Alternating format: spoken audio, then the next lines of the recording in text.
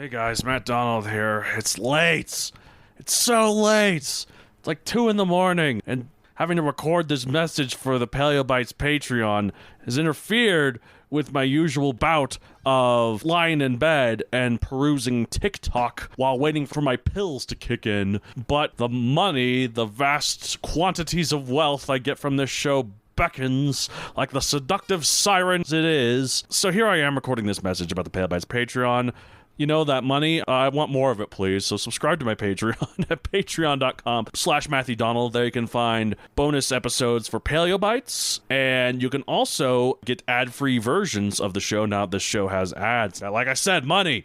Have you seen stuff up there? It's expensive. Gotta hustle, you know? Gotta swindle. Anyways, yeah, so subscribe to my Patreon for bonus episodes of Paleobites, for ad-free versions of the show, and just to show your support, you know, just show that you're a nice guy or gal or non-binary pal.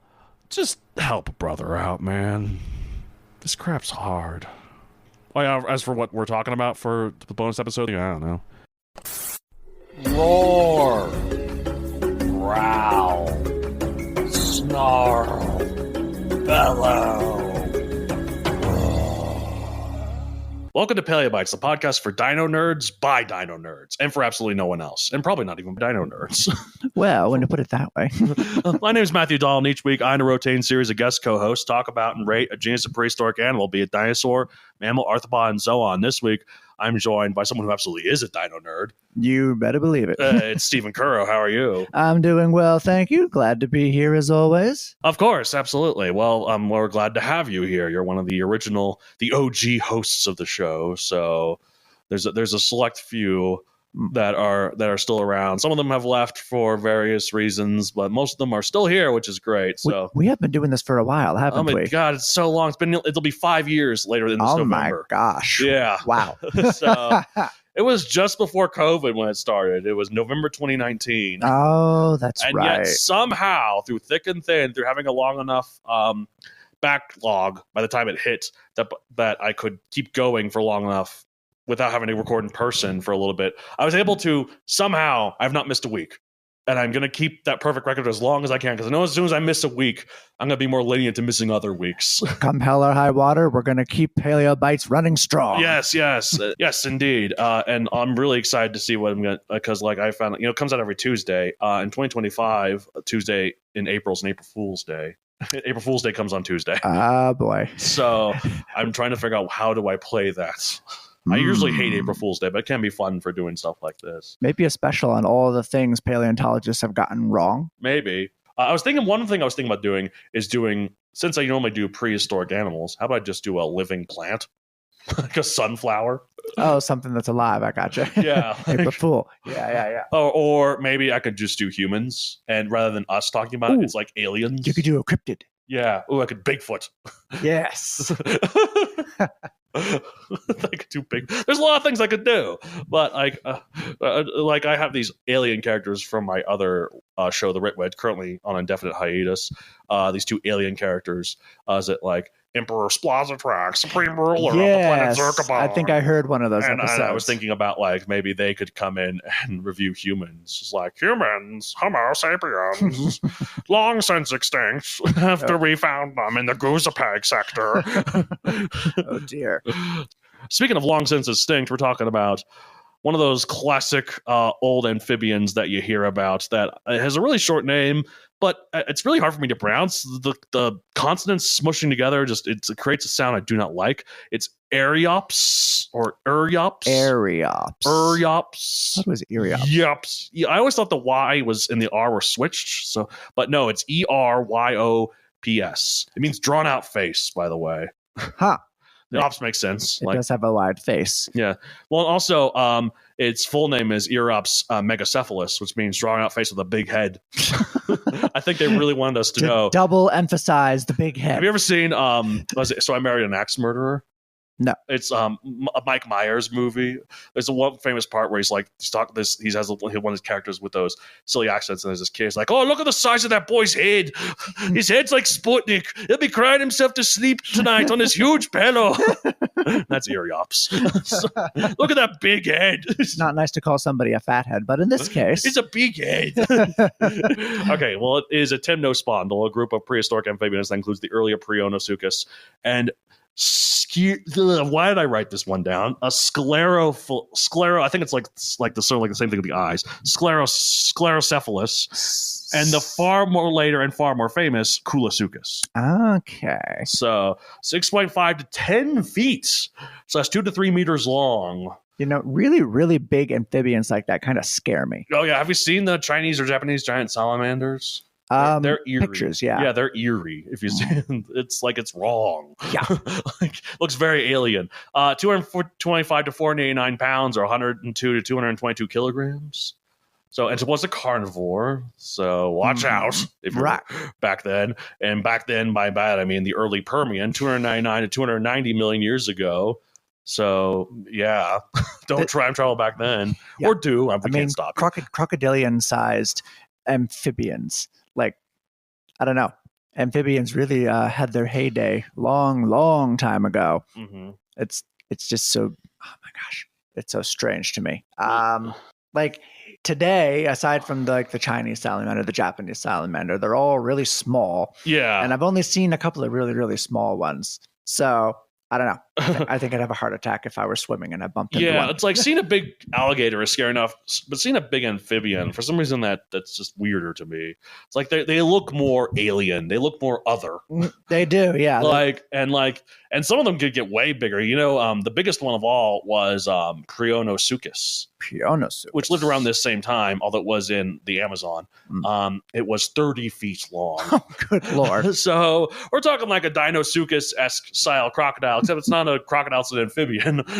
The one that I remember first encountering, through literature, was the one on Walking with Dinosaurs. The Coolosuchus? That is Coolosuchus, okay. Yeah, and that one was far later, because most of them died out by the Triassic, but that one was in the Cretaceous. That one somehow managed to hang on. Well, it's because it had a specific niche, because in Antarctica where it was so cold that crocodiles that had taken the niches elsewhere couldn't survive. But this one managed to hibernate. This one, could. So that's why it was able to make it there, because it had a niche. I wonder, there's surely other, because like the temnospondyls, there's a few Jurassic ones we know. Most of the ones post-Triassic, with like 2 Jurassic species and 1 Cretaceous species. Surely there were so many more though that we just don't have fossils of, and that's really that would not surprise me. To me.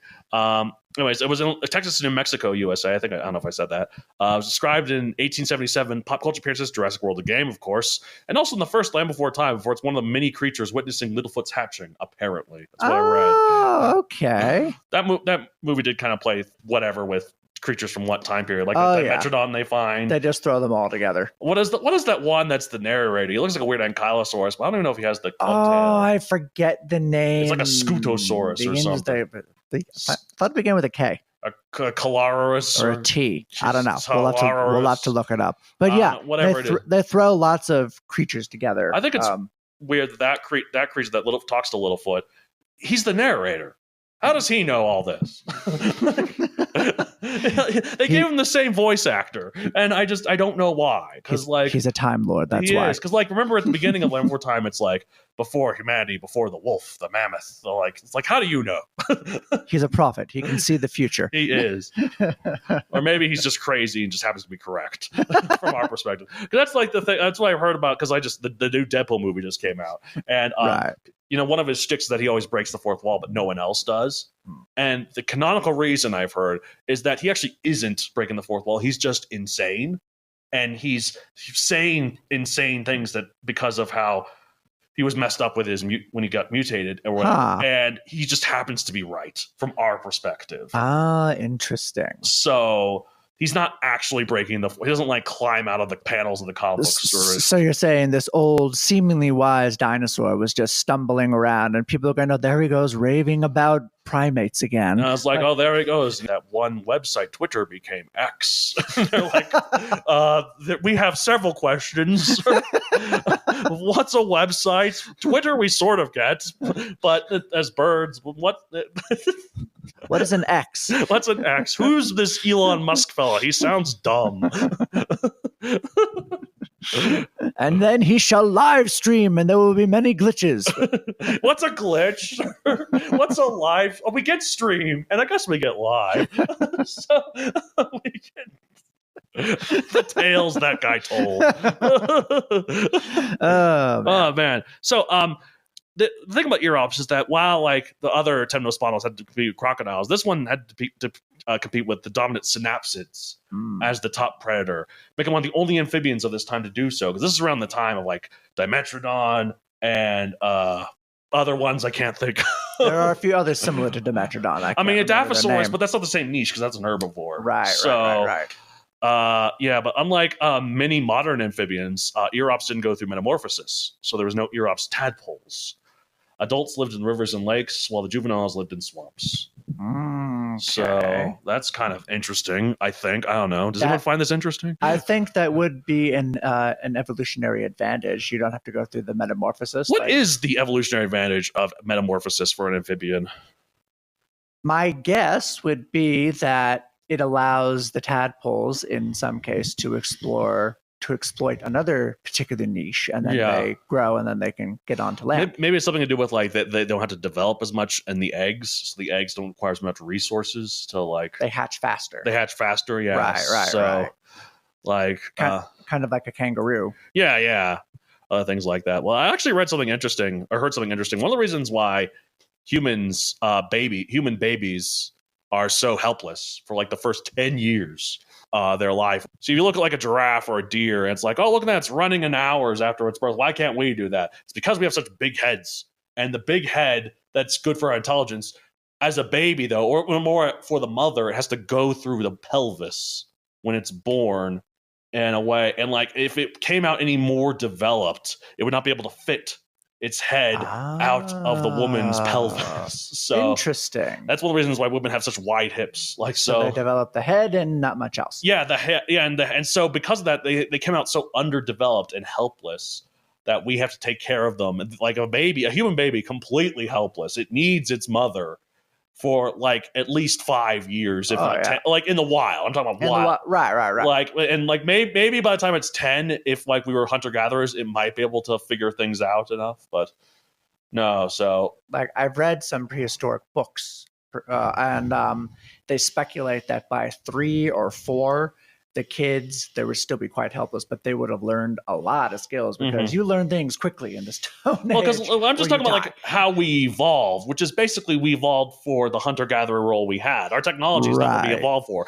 There's like an evolutionary lag to like how we're basically still just cavemen with guns and cars. So like, as opposed to these Eryops where they were fully functional and even just though they had swimming. big heads, like right, but they were able to come out smaller, I guess. So they also had big heads like us. Oh, that's right. There was a mummy of Eryops found some of the texture of its skin. A mummy, yeah. Like, watch out, curse. I was just thinking, do we need the Book of the Dead? That'd be cool. That's how we bring dinosaurs back.